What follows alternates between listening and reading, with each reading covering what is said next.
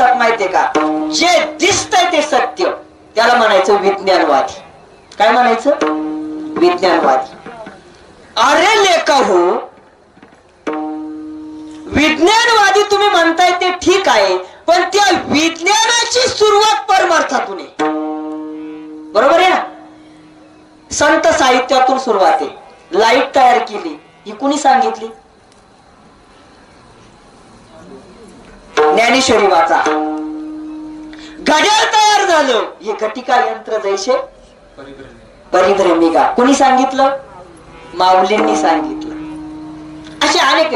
प्रतिमा आरसा कोणी सांगितला? माऊलींनी. चित्रपट आपण जो बघतोय तो चित्रपट सुद्धा माऊलींनी सांगितलेला आहे. ज्ञानेश्वरी वाचा.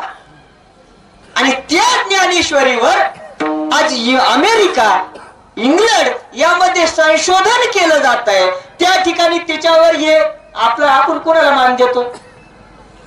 शास्त्रज्ञांना. पण ते शास्त्रज्ञ शोध कुठून करताय?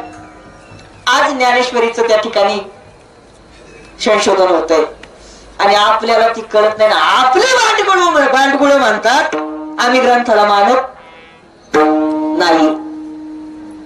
खवट बोलतोय, थोडस माफ करा.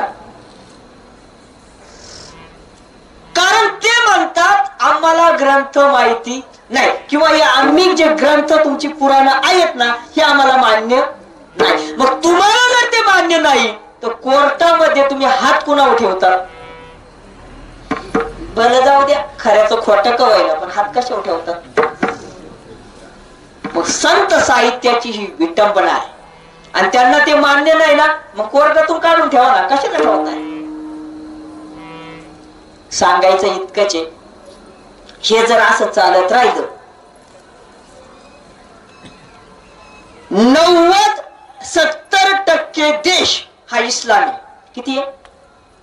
ऐका, खोट बोलतोय मी. 70% कोणी देश काय? इस्लाम आहे. आणि 30% बाकीचे.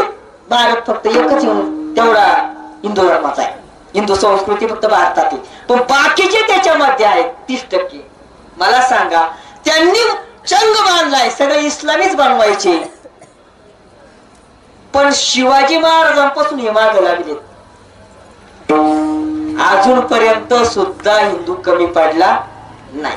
पण एकच, आपण सर्वांनी जागं राहिलं पाहिजे आणि आपण आपल्या पद्धतीने हे घडवायला पाहिजे. महाराज या ठिकाणी ज्या संतांनी हे करून ठेवलंय, मग त्यामध्ये तुकोबाराय असतील, माऊली असतील, अनेक संत, या संतांनीच सगळं केलेले. शिवाजी महाराजांनी हिंदू संस्कृती निर्माण केली, संस्थापक झाले, ती टिकवायची असेल तर आपल्याला सावध